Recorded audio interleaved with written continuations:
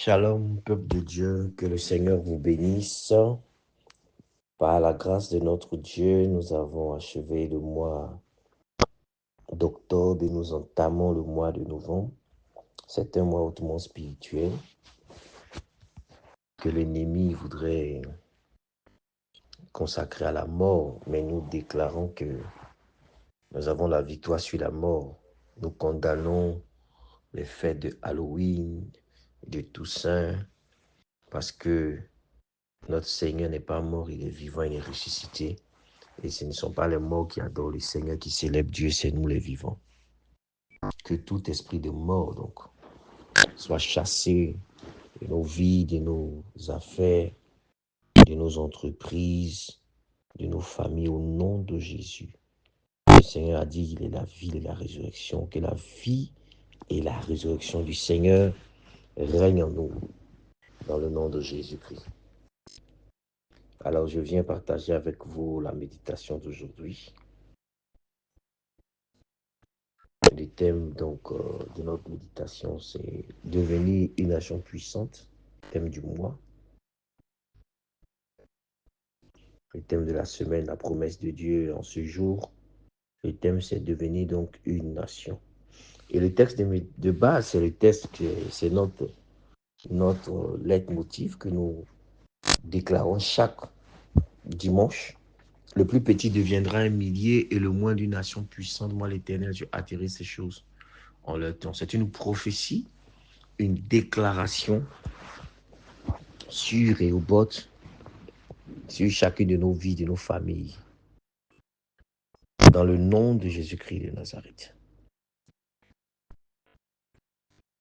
Voilà, je vais profiter donc pour dire que ce mois est dédié à la tribu Joseph, 11e mois, tribu Joseph.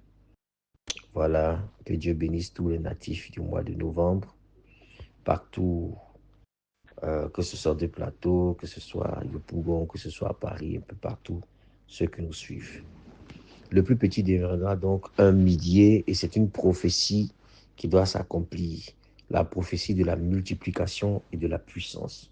La prophétie de la multiplication et de la puissance. C'est très important de comprendre cela parce que la puissance aussi, c'est caché derrière la multiplication. Si nous nous multiplions, nous devenons puissants. Le Seigneur a demandé, a ordonné à l'homme de dominer, n'est-ce pas, la terre. Mais avant de dominer, il a dit donc, soyez féconds, multipliez. Parce que la domination se manifeste par la multiplication.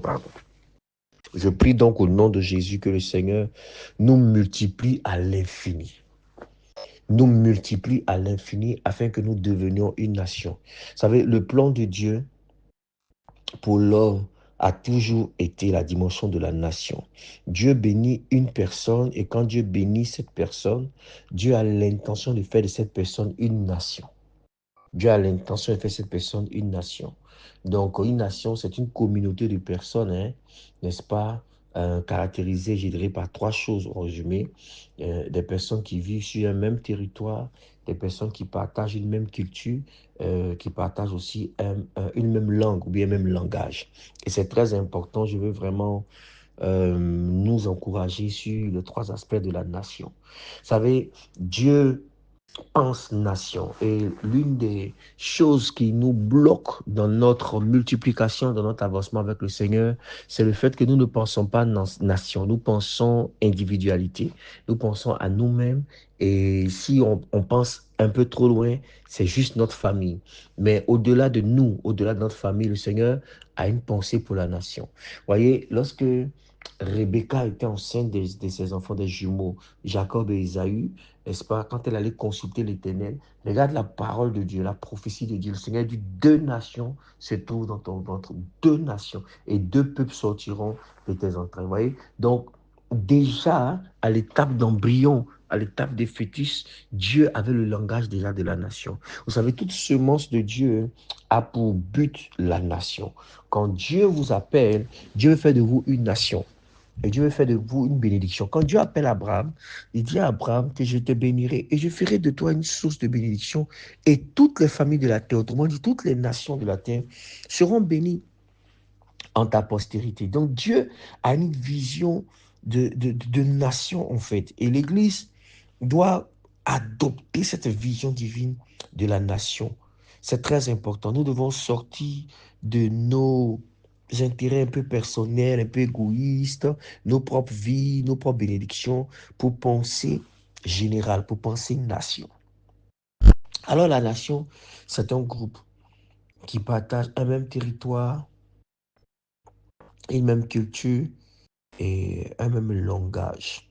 Pour nous, le territoire que Dieu nous a donné, c'est Rehoboth.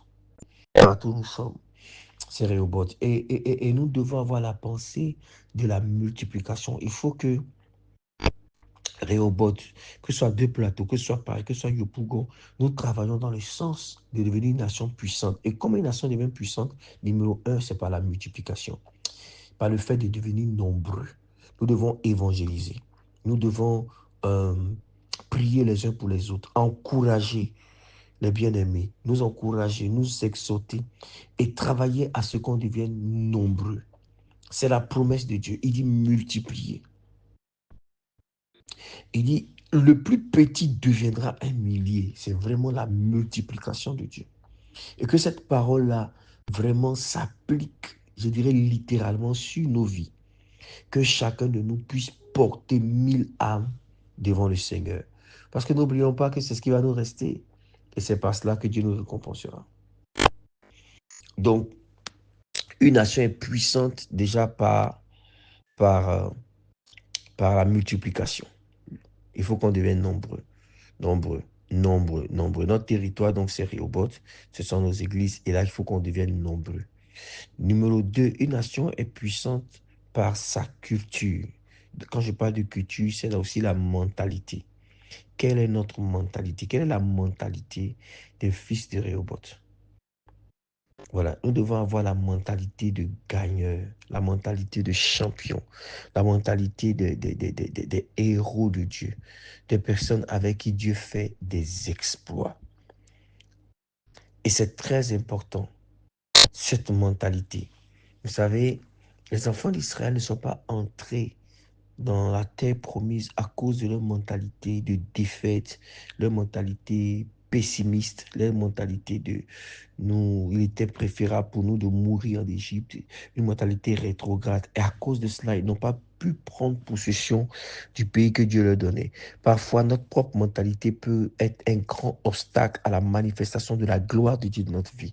C'est pour ça que nous devons avoir tous la même mentalité, n'est-ce pas, d'un peuple mis à part pour Dieu, un peuple saint, un peuple séparé du monde, un peuple qui aime le Seigneur, un peuple qui cherche le Seigneur et qui a envie de progresser avec le Seigneur. Très, très, très important. Un peuple mis à part. Et le troisième point, c'est le langage. Voilà, le langage, la langue. Quand on parle de la nation, par exemple, française, caractérisée par le fait que tout le monde parle le français, comme en Côte d'Ivoire, aux États-Unis, l'anglais et tout. Chaque nation a son langage, mais prophétiquement aussi, les nations spirituelles ont leur langage. Quel est le langage que nous parlons? Langage de défaite, langage de pauvreté, langage de division, langage de critique, langage de calomnie, langage de paresse, de négligence, de désordre, n'est-ce pas? Nous devons avoir un langage de fidélité, de loyauté, un langage de service dans la maison de Dieu, un langage d'amour pour l'œuvre de Dieu et pour nos bien-aimés. Ce langage doit nous caractériser.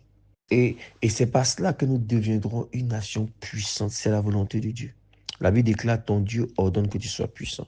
Je prie donc que dans ce mois, le Seigneur nous aide et nous donne la force de marcher dans la puissance afin de devenir une nation puissante. Une nation puissante par notre territoire, le nombre que nous serons, puissante par notre culture royale et puissante aussi par notre langage, le langage des vainqueurs. Que Dieu vous bénisse. Excellente journée, excellente semaine et excellent mois. Par la grâce de Dieu, soyez tous bénis. Amen.